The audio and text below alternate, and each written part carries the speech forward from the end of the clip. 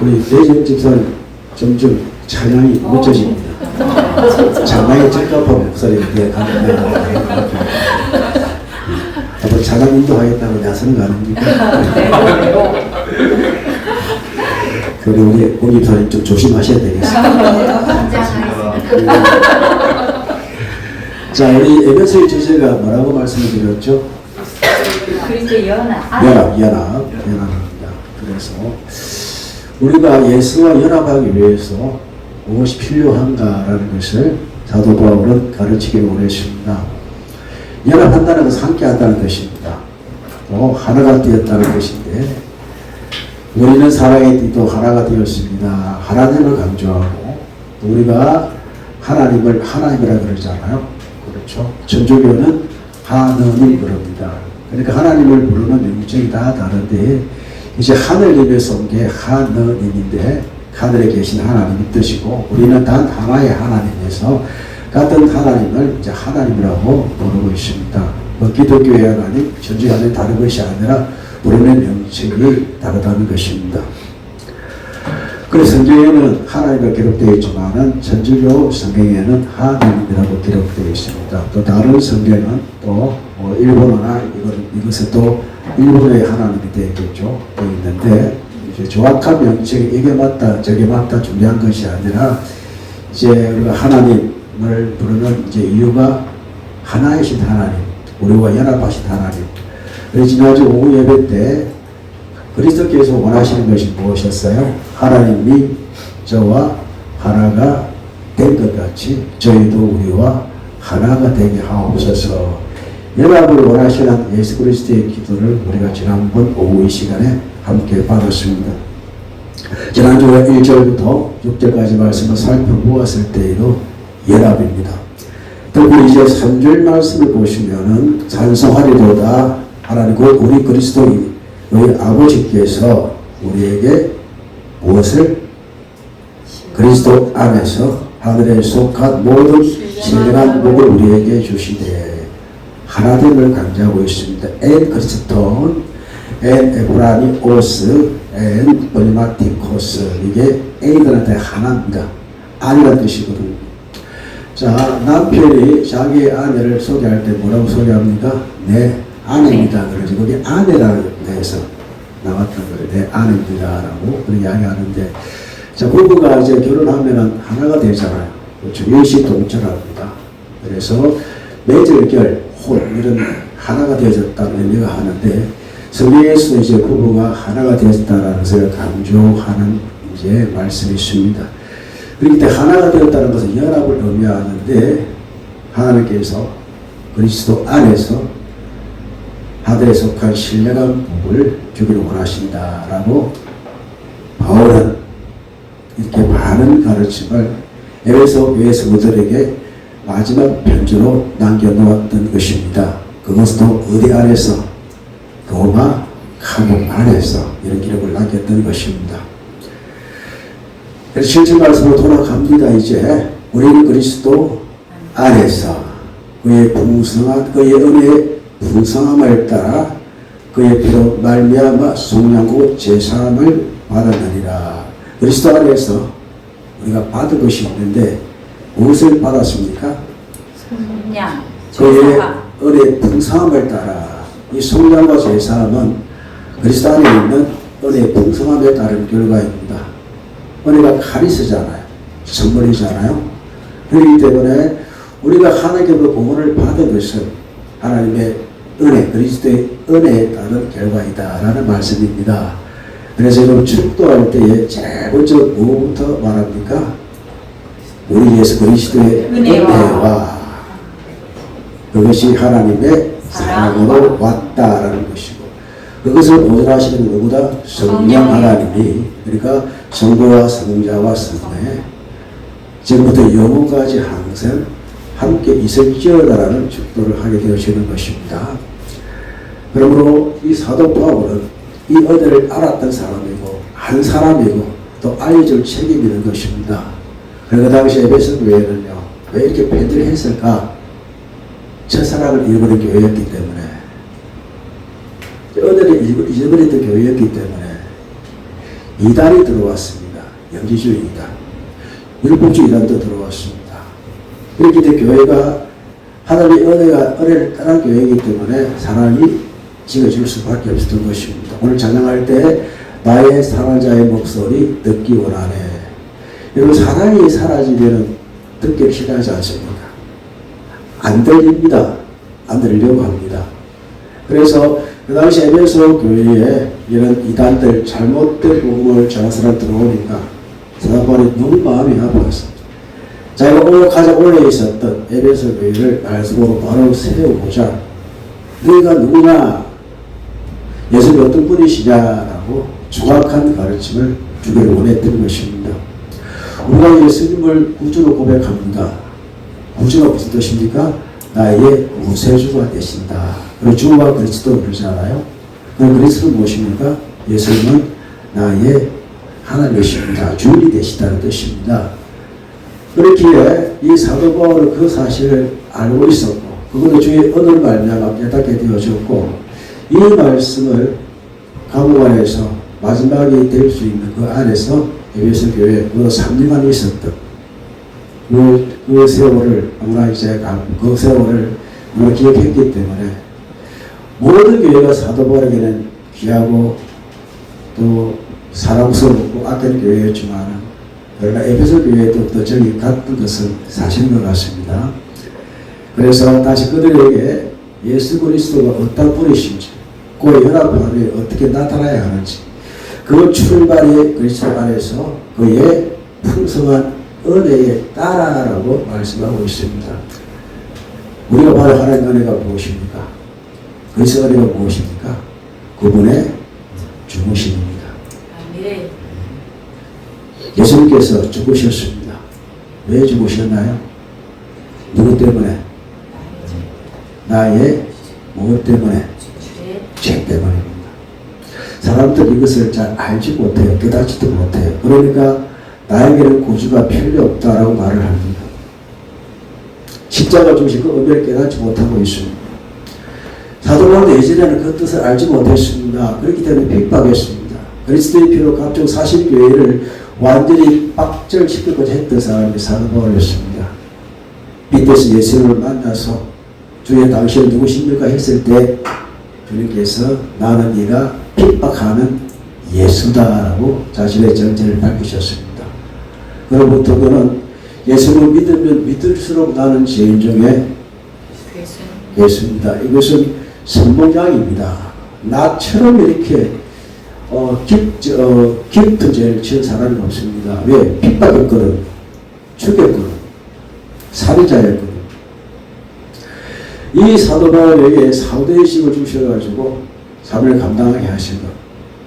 아마 사도 바울 예수 때문에 죽는 것이 오히려 기쁨이 되었을 거라고 생각이 되어지는 게 사는 것도 죽는 것도 내게 유익이라고 했던 것입니다.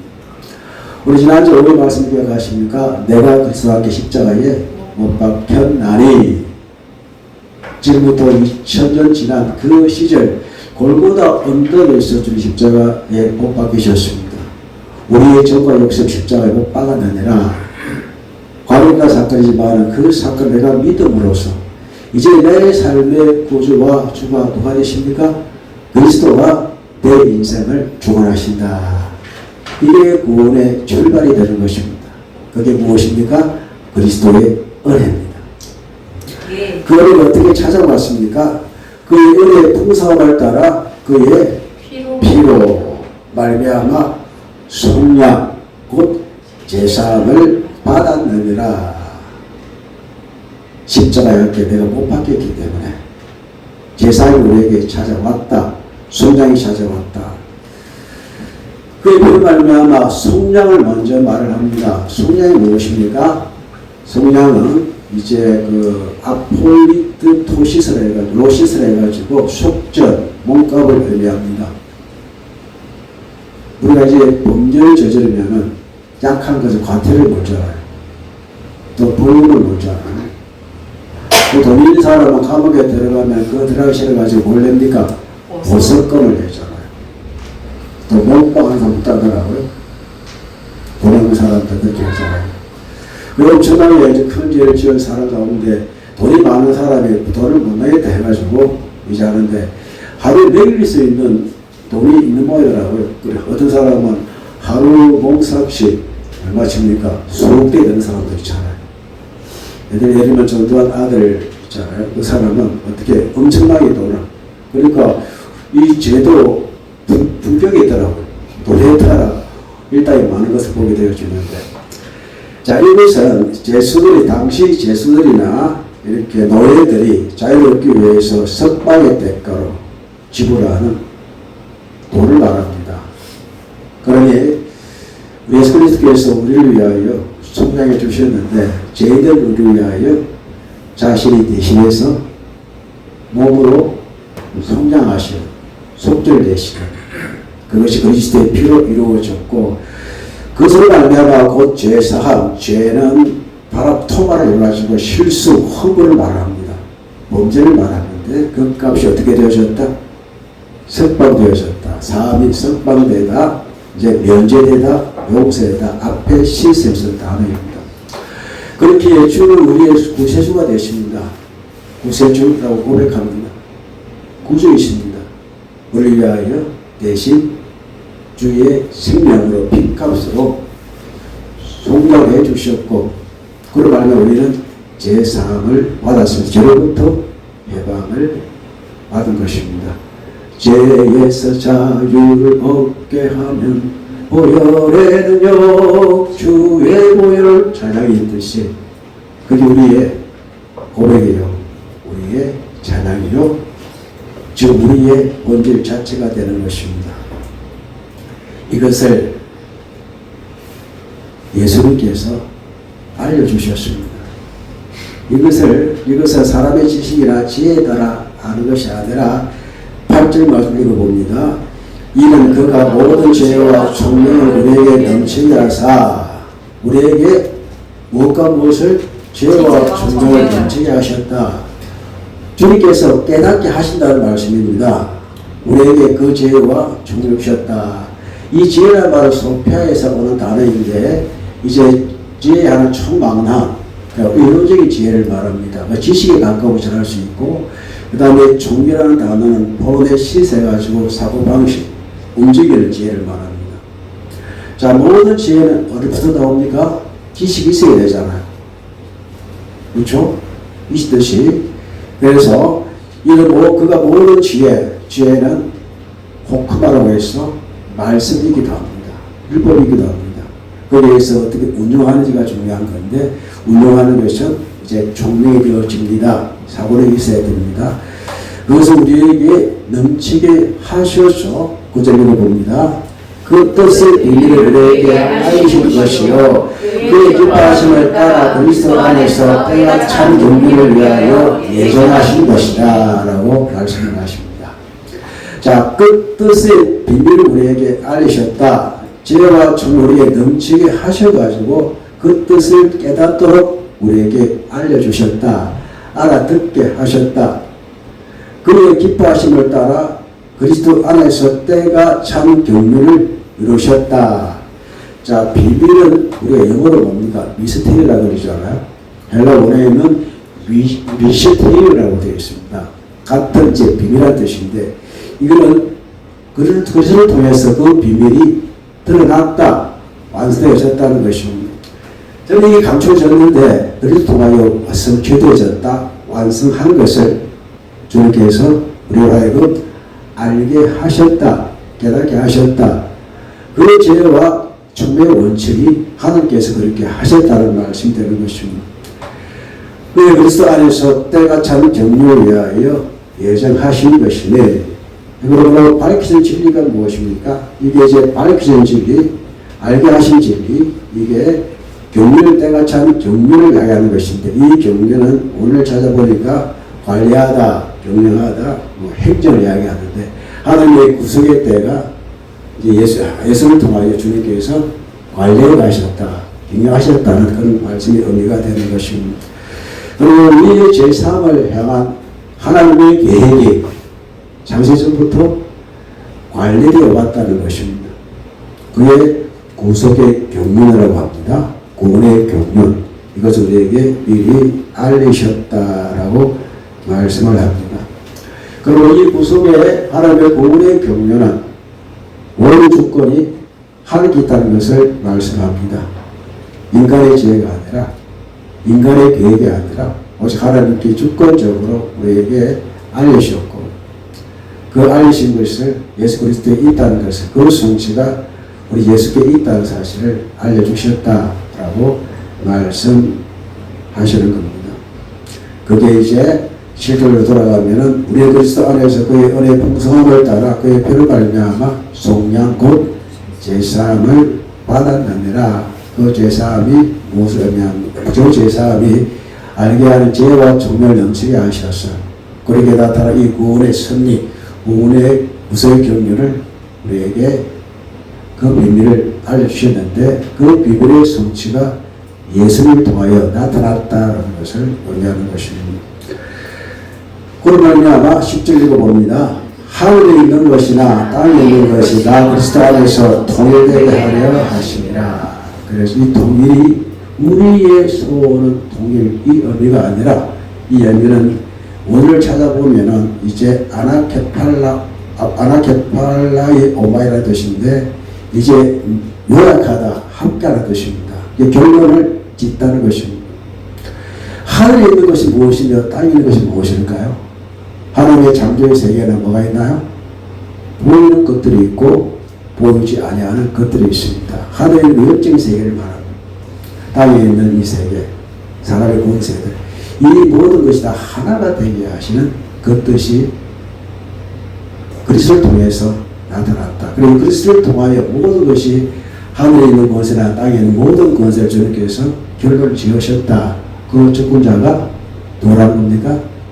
예수님이시다 라는 것을 보여주는 겁니다. 자, 이 같은 이 지혜를 아는 것이 얼마나 귀한 일입니까? 사도 바울은 이것을 알았습니다. 알았기에 죽음을 각오해서라도 알고 싶었고 세 차례에 걸쳐서 그를 선교 여행을 했고 온갖 죽음이라는 그 위협 앞에 그는 복음을 전해왔습니다. 우리 고린전서 읽어봤잖아요. 가위의 위협, 짐승의 위협, 이방인의 위협, 동족의 위협. 그러나 자기는 그것을 다 이겨낸 이유는 하나님께서 그렇게 하셨다. 아시아에서 복음을 전하는데 온갖 해방이 있었고 엄청난 목숨 위협이 있었고 그래서 지쳐있는 나머지 또 복음이 전도되고 복음이 전파되지 않아요. 운이 막혀버렸어요. 그래서 사도 바울이 이제 낙심한 나머지 밤에 기도하는 가운데 하나님께서 안심하라. 내가 너와 함께한다. 그러나 이제 아시아에서 그만 전하고 어디로 가는 겁니까? 마게도냐 사람들이 손을 도와달라. 그래서 마게도냐로 넘어가는, 유럽으로 넘어가는 첫 번째 선지가 어디였죠? 빌립보에 들어가서 복음을 전하게 되는 것입니다. 그 빌립보에서 사도 바울이 감옥 생활을 하잖아요. 그래서 사도 바울은 이 복음을 전하면서 감옥 생활을 아마 몸에 맞는 그런 분이 되지 않았나라고 생각이 되어집니다. 그래서 사도 바울은 내가 이 감옥에 갇힌 것 외에는 나를 본받으라라고 말씀을 하시는 것을 그만큼 예수 알기를 원했고 예수를 바로 전하기를 원했고 모든 이단의 사설에서 바로 복음 위에 성도들이 서기를 바랬고 또 교회가 바로 서기를 바랬던 사람이 바로 사도 바울이었습니다. 우리도 바로 알고 바로 전해야 합니다. 한때 여러분 교리 공부하신 적이 있으시죠? 교리 공부하고 교리적 설교하니까 성도들이 잠이 온다 그래요. 따분하다 그래요. 어느새 한국교회가 교리가 사라졌어요. 그러니까 흔들리는 거예요. 성경의 텍스트면은 이 교리는 무엇입니까? 하나의 참고서입니다. 그래서 교리 공부가 있을 때는요, 이 성도들이 굉장히 탄탄했는데 언제부턴가 교리가 사라지니까 중간한방으로 성경 해석되어지고 그리고 이단들이 득세하고 은사주의, 영적주의, 영지주의 이렇게 막 들어가다 보니까 말씀이 아닌 인간의 생각이 판치는 이런 일들이 발생했던 것입니다. 그러므로 우리 한센교회는 정말로 바른 길로 가고 있습니다. 바르게 알고 바르게 가르치고 바르게 치유하는 것. 우리 하나님께서는 말씀과 성령으로 치유하십니다. 먼저 내가 바른 말씀으로 치유받아야 그 치유를 통해서 타인을 향하여 손을 뻗을 수가 있고 치유할 수가 있습니다. 그래서 하나님 기도하실 때마다 하나님 저에게 바른 복음, 바른 교를 깨달을 만한 지혜를 주시옵소서라고 기도하시고, 늘 여러분 주에 기도하실 때, 예배 전부터 말씀에 기도하실 때 항상 바른 복음을 말씀을 하십니다. 하나님께서 그 기도를 주를 통해서 응답해 주실 줄로 믿습니다. 그렇게 벗어나지 말자. 제가 이거 오늘 올리는 이유는요, 성경하다 보면 자기 생각할 때가 참 많이 있습니다. 자기 간절할 때가 많고, 사람이 아니잖아. 다 다릅니다. 저희 삶이 다르고 여러분 삶이 다 다릅니다. 정통이 위해 주의 말씀을 가지고 함께 나가야 되는데 내가 어떻게 했더니 뭐가 있더라. 이게 그렇게 중요하지 않잖아. 다 다르기 때문에 다양하게 인정하지만은 그러나 그 주는 그 삶을 인도하시는 분은 한 분 하나님이시기 때문에 우리 삶의 곳곳을 하나님께 맞출 수 있는 그런 삶이 우리에게 있어야 됩니다. 에베소 교회 성도들이 처음 사랑을 잃어버렸습니다. 왜 사랑을 잃어버렸을까요? 다 자기 생각이 우선이었기 때문에. 그러니 사랑이 식어져요. 은혜가 떨어져요. 안 들어요. 듣기를 싫어요. 우리는 다 양 같아서 각기 제 길로 향한다. 그런데 누가 변명합니까? 목자가 변명합니다. 목자가 뭘 합니까? 목숨을 걸고 지켜줍니다. 때로는 너무 말하다 하면은 신의 물가면도 또 불어줘야 누워있지는 우리 하나님. 그런데 부족하다 하지만 부족함이 없이 채우실 하나님이 여러분과 저희 하나님, 우리 하나님 되십니다. 선한 목자 오신 우리 예수님께서 우리의 온 삶을 지도해 가시고 그를 위하여 대신 죽으신 양을 위하여 선한 목자는 자기의 목숨까지 버리노라라는 그 말씀을 주신 분이 우리 주 예수님이십니다. 그 예수님을 닮아가고자 하는 우리의 반거룩이 있어야 됩니다. 그러기 위해서는 우리는 말씀을 사도 바울이 바로 알았듯이 바로 알고 옆에 있는 사람에게 바로 전할 수 있는 그와 같은 영적 역량을 가지는 여러분과 제가 되기를 축복합니다. 그래서 하늘의 영적인 권세, 사탄 마귀는 하늘의 권세, 악한 영의 세력이잖아요. 그것도 또 땅의 모든 권세도 하늘과 땅의 모든 권세를 주님 위에 가지셨다고 말씀하셨듯이 그 권세를 가지고 우리는 세상의 모든 만민에게 예수님 그리스도인 것을 그분을 죽으심을 선포하고 주님의 피 흘리심을 선포하고 그리고 다시 살아나심과 다시 오실 주님을 항상 가르치고 선포하며 살아가는 여러분과 제가 될 축복합니다. 자, 그래서 이제 10절 말씀 위에 다시 해석해 나갑니다. 11절 읽어봅니다. 모든 일의 뜻을 결정되어 일하시는 이의 계획을 따라 우리가 여정을 이루고 그 안에서 기업이 되었으니. 저 말씀이 굉장히 맛깔나게 되어 있더라고요. 네, 봅시다. 모든 일이 그의 뜻은 누굽니까? 그리스도의 뜻을 말합니다. 그의 뜻에 무엇대로 결정을 우리가 뜻을 세우잖아요. 그의 뜻을 세운다, 결정한다. 그의 뜻은 델레마라고 우리가 전화를 배웠고 뜻 보니까 블레라는 뜻인데 뜻, 의지, 결심 말합니다. 우리가 뜻을 결심을 합니다. 마음으로 결심하잖아요. 이렇게 해야 되겠다. 사람이 이제 집을 지을 때에 어떻게 지어야 되겠다는 도면을 그리잖아요. 머릿속에. 그 다음에 어떻게 하나요? 도면을 그리잖아요. 설계도 하잖아요. 여기에 뭐 넣고 저기에 뭐 넣고 이렇게 설계를 꾸미잖아요. 그에다 여기에 누가 살게 해야 되겠다. 누가 거쳐야 되겠다라고 계획을 하듯이 그래서 그의 뜻의 결정대로 뜻과 결정은 강조법입니다. 그의 뜻의 결정대로 일하시는 이의 무엇을 따라? 계획을 따라. 우리가 결정되어지면 무작정하지 않잖아요. 뭘 세웁니까? 플랜을 세우잖아요. 계획을 세우잖아요. 세워서 어떻게 합니까?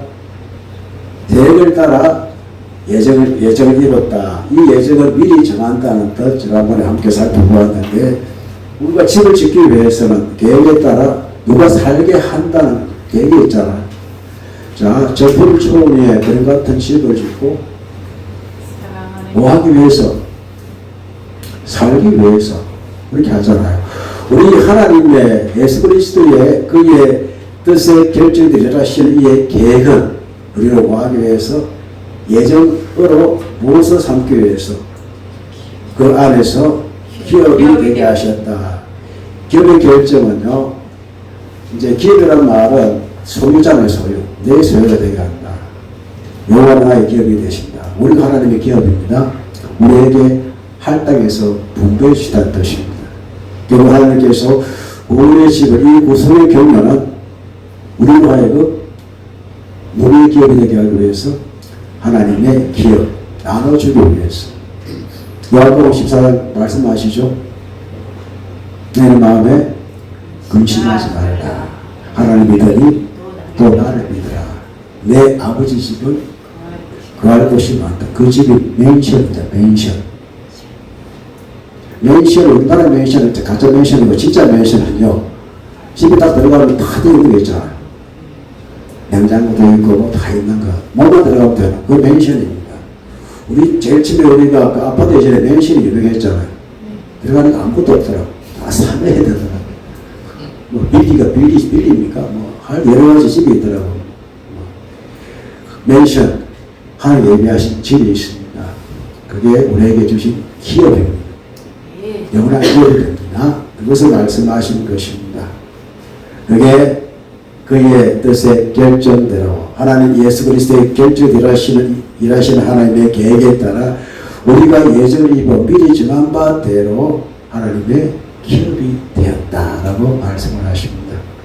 뿌듯하지 않습니까? 그리고 12절 읽어봅니다. 이는 우리가 그리스도 안에서 전부터 바라는 그의 영광의 찬송이 되게 하려 하시니라. 자, 우리가 바랐던 이런 말씀을 하는데 그래서 우리가 이 말은 주와 우리는 하나가 되잖아요. 그리고 우리는 누가 포함되는 것입니까? 주가 우리. 하나님 편에서 우리가 이 표현이 더 적절한 해석을 보입니다. 그렇게 이는 우리가 그리스도 안에 전부터 바라던 그의 영광의 찬송이 되게 하려 하시니라. 이렇게 우리 하나님과 기업이 되게 하시는 이유는요, 영광의 찬송, 우리 예수님 우리의 영광의 찬송의 대상이 되어지는 그것이 목적이었다라는 말씀이 되는 것입니다. 그래서 하나님을 찬양한다는 게 무엇일까요? 예의 목적일까요? 우리의 삶의 목적일까요? 찬양이 무엇입니까? 우리가 하나님 찬양하잖아요. 그게 예배만을 위한 목적일까요? 아니면 우리의 삶의 존재의 목적일까요? 삶의 존재의 목적입니다. 네. 모이는 예배, 흩어지는 예배. 오늘 이제 공지사 준비 잘 하셨죠? 모이는 예배, 흩어지는 예배. 이제 오늘 일주도 연습하셨으니까 이제 정확하게 우리가 불러드릴 수 있다고 생각하는데, 그렇습니다. 영광의 찬송이 되게 하려 하십니다. 미리 바라던 사전에 바라던 그 영광의 찬송이 되게 하려 하십니다. 그 목적이, 우리 인생의 목적이 무엇입니까? 하나님께 영광 올려드리는. 그래서 제가 지난번에 오래전입니다. 오래전에 이제 모두 주의 영광이라는 소개를 하니까 청년 한 사람이 듣는 이야기로, 야, 고신적인 설교네 하더라고요. 여러분, 고신적 설교, 통합 설교 어디 있습니까? 그러니까 오직 주의 영광이 우리 이제 신앙의 모토니까, 영광 이야기하니까 그것도 고리 다문하다 이렇게 이야기하는. 그러니 우리 이제 주의 영광에 우리가 이제 신조가 있습니다. 웨스트민스터 신조니까 그에 따라 우리가 설교를 많이 합니다. 그러니까 여기 수없이 감기하다 보니까 이제 너무 많이 듣다 보니까 이제 지겹다라는 그런 의미로 다가오더라고. 우리가 어떻게 얼마 보내는데 뭐가 지겹습니까? 그래서 새로운 것을 말하는. 그래서 오픈 예배 한때 유명했잖아요. 그러니까 믿지 않는 사람을 위한 예배. 여러분, 예배가 누구를 위한 예배입니까? 믿는 일을 위해서 하는 예배에 오신 것인데, 그래서 안에서 하여튼 믿지 않는 사람을 위하여 성전의 뜰을 비워줘야 된다 이게 했는데, 그러니까 사람을 위한 예배는 없습니다. 하나님 위한 예배, 이게 한번 어찌 보면 이게 하나의 뭐 유행처럼 휩쓸어가 보니까 결국은 교회 안에 누가 없습니까? 하나님이 없어요. 종교가 사라졌어요. 아마 이것이 첫사랑을 잃어버린 에베소의 모습이었습니다. 사랑이 없어요. 안 되는 겁니다. 다른 것을 보는 겁니다. 그러나 사도 바울은 주님을 너무나 사랑했습니다. 다른 것이 보이지 않았습니다. 이게 에베소가 기록된 목적이 되는 것이고, 이 에베소를 통해서 우리는 또 사울이 얼마나 하나님을 사랑했는지를 알아볼 수가 있는 것입니다. 14절 읽어봅니다. 그 안에서 너희도 진리의 말씀 곧 너희의 복음을 듣고 그 안에서 또한 믿어 약속의 신심을 받았으니. 자, 여기에 듣고가 있죠. 뭘 들었습니까? 진리의 말씀 곧 너희의 구원의 복음을 듣고 먼저 들어야 됩니다. 나의 사랑하는 자의 목소리 듣기 원하네.